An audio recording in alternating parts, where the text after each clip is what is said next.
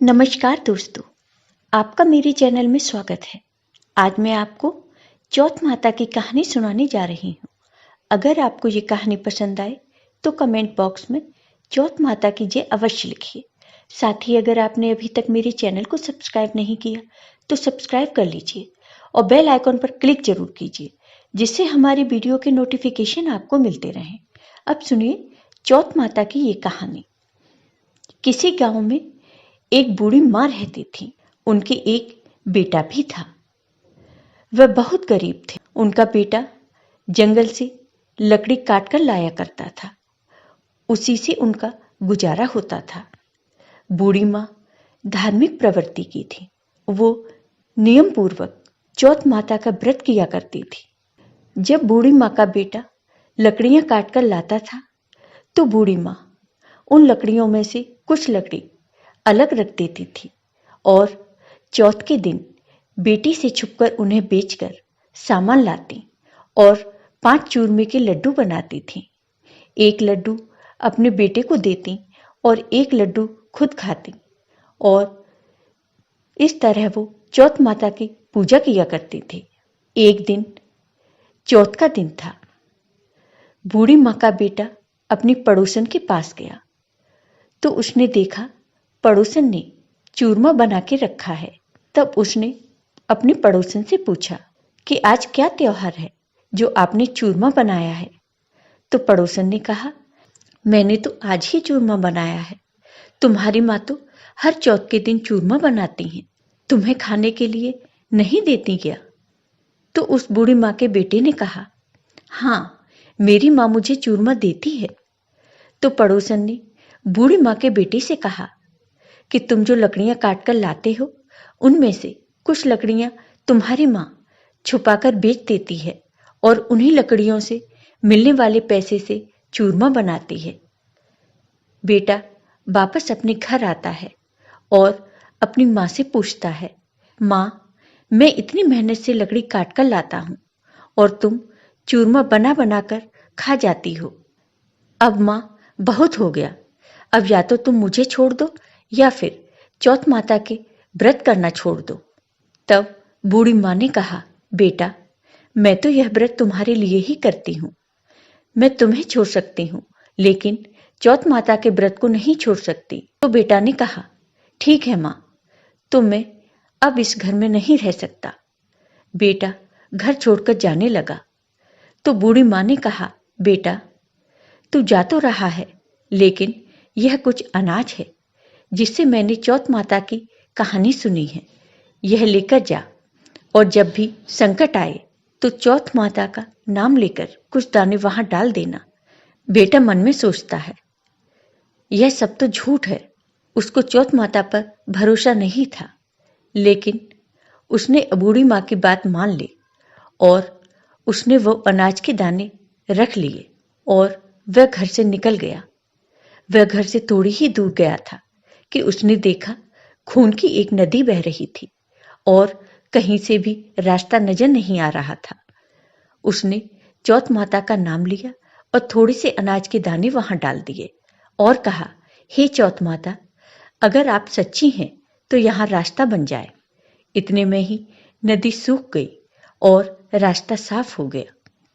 वह आगे बढ़ा और जंगल में पहुंच गया। थोड़ी देर में रात हो गई और जंगल में जंगली जानवर बोलने लगे। उसे बहुत डर लगने लगा। तो उसने चौथ माता का नाम लेकर वहां पर कुछ अनाज के दाने डाले और कहा, हे चौथ माता, मुझे रास्ता दिखाओ, वरना ये जानवर मुझे खा जाएंगे। इतने में ही बूढ़ी माँ के बेटे को रास्ता मिल गया। चलते चलते वह एक राजा के नगर में पहुंच गया। वहां का राजा हर महीने एक आदमी की बलि देता था।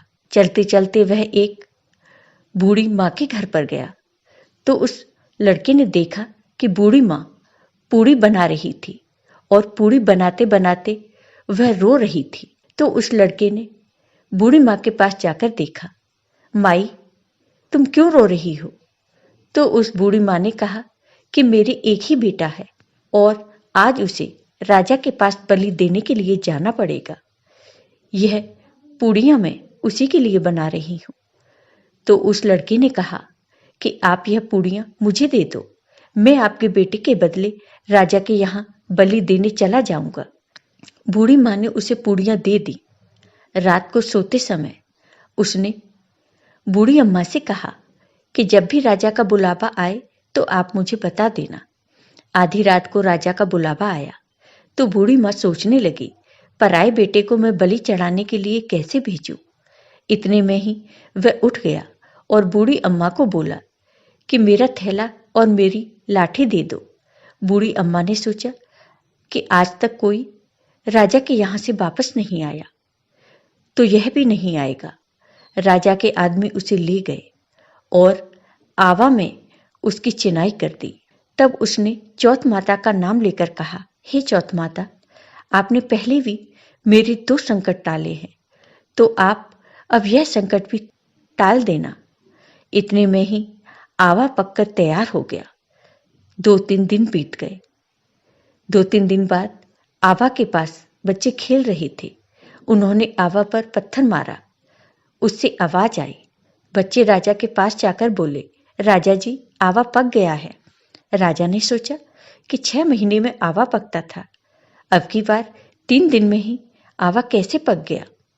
राजा के आदमी ने वहां जाकर देखा तो वहां पर सोने चांदी के कलश हो गए। अब उनको उतारने लगे तो अंदर से आवाज आई कि धीरे धीरे उतारो, अंदर मानस है। राजा के आदमी बोले, इसमें तो कोई भी नहीं बोलता था, आज पहली बार कौन बोलने लगा है, कोई भूत बोलने लगा है। आवा के अंदर जाकर देखा तो अनाज उगा हुआ था। राजा के आदमी को बूढ़ी माँ के बेटे ने सारी बात बता दी। तो राजा के आदमी राजा के पास गए और राजा को सारी बात बताई। तो राजा वहां आए और उन्होंने बूढ़ी माँ के बेटे से पूछा कि तुम कौन हो और तुम कैसे बच गए। तो बूढ़ी माँ का बेटा बोला, मेरी माँ चौथ का व्रत करती है, मैं तो चौथ माता के प्रभाव से बच गया। राजा को उस पर यकीन नहीं हुआ तो राजा ने उसकी परीक्षा लेने की सोची।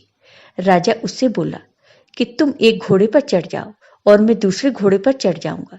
तुम्हारे हाथ पैर रस्सी से बांध देंगे। अगर रस्सी खुलकर मेरे हाथ में बंध जाएगी तो तुम्हारी चौथ माता सच्ची है। फिर वो लड़का और राजा अपने अपने घोड़े पर बैठ गए। तो उस बूढ़ी माँ के लड़के ने थोड़े से अनाज के दाने डाले और कहा, हे चौथ माता, मेरी लाज रखना। इतने में ही उसकी रस्सी खुलकर राजा के बंध गई। राजा ने सोचा कि चौथ माता तो सच्ची हैं। उन्होंने अपनी बेटी की शादी उस बूढ़ी माँ के बेटे के साथ कर दी। वह वहीं रहने लगा। बहुत दिनों बाद उसने कहा कि आज हमारे गांव की तरफ बिजली चमक रही है। तो राजकुमारी ने पूछा, आपके गांव भी हैं? तो बूढ़ी माँ के बेटे ने कहा, हाँ, मेरा गांव है, वहां पर मेरी माँ भी है। हम अब अपने गांव जाएंगे। राजा ने उन्हें बहुत सारा धन देकर विदा किया। दूसरी तरफ बूढ़ी माँ लकड़ी तो काट नहीं पाती थी, इसलिए वह गोबर बीनकर उसे सुखाकर बेचकर अपना गुजारा करती। पड़ोसन ने उनके बहू बेटे को आता देखकर बूढ़ी माँ से कहा, माई, तेरे बेटे बहू आ रहे हैं और बहुत सारा धन लाए हैं। बूढ़ी माँ ने कहा, मेरे कर्म में बेटा कहाँ था? एक बेटा था जिसको तुमने सिखा बुझा के घर से भेज दिया। पर बूढ़ी माँ का मन नहीं माना और उन्होंने ऊपर चढ़कर देखा तो सच में ही उसके बेटे और बहू आ रहे थे। बेटे बहू अपने घर आए और अपनी बूढ़ी माँ से उन्होंने आशीर्वाद लिया और कहा कि माँ, हम चौथ माता के प्रभाव से ही बचे हैं। तब सारी नगरी में ढोल नगाड़े बजाकर कहा कि बेटे की माँ और उसकी पत्नी सब कोई चौथ का व्रत करे। 13 नहीं तो 4, 4 नहीं तो 2, सब करे। तो हे चौथ माता, जैसे आपने बूढ़ी माँ पर अपनी कृपा की, वैसे ही अपने सभी भक्तों पर अपनी कृपा करना। जय हो चौथ माता की। आपको ये वीडियो पसंद आया हो तो कमेंट बॉक्स में कमेंट करके जरूर बताइए। साथ ही मेरे वीडियो को ज़्यादा से ज़्यादा शेयर करिए। धन्यवाद।